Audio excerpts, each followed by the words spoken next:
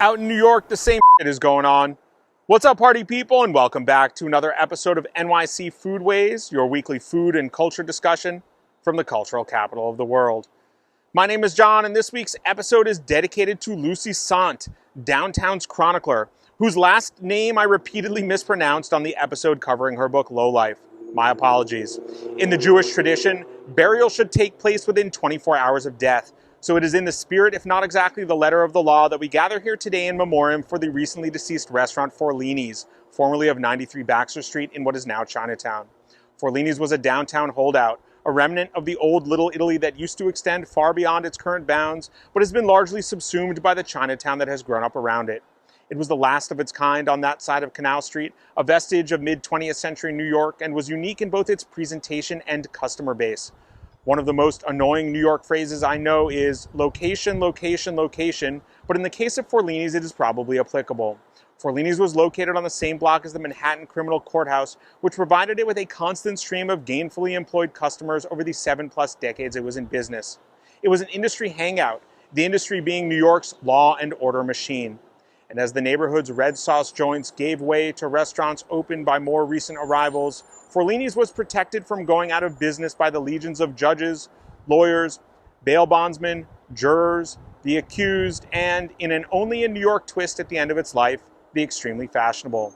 Not long ago, Forlini's unchanged aesthetic and frozen in timeness caught the attention of some people in the know, and in May of 2018, the Met Gala hosted its pre-party there.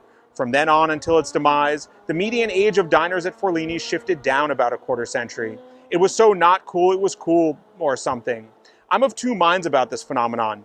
Yes, I always want New York City's remaining heritage businesses to thrive. Yes, without crowds, most old school restaurants downtown will go the way of the dinosaur. But I do find it a little annoying to see that throngs of young people flock to Forlini's only because some extremely rich people decided it was ironically hip. Am I being too harsh here? Anyway, Forlini's was awesome.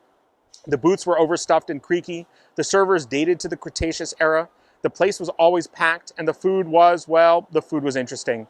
I'm going to break from NYC Foodways convention here and skip the menu review because Forlini's as an institution was far greater than the sum of its carbohydrates.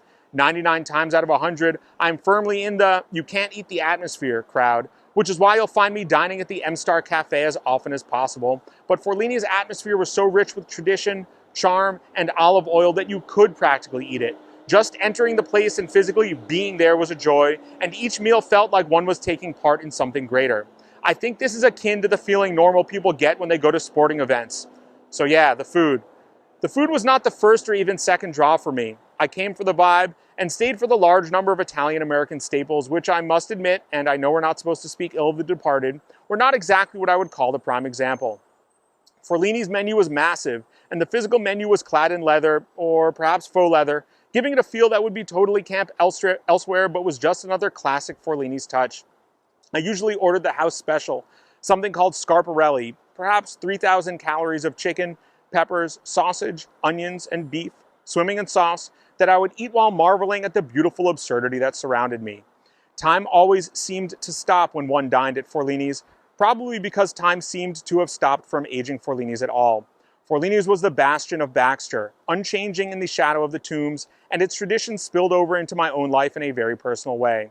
For multiple years running, I and an ex would head to Forlini's in December.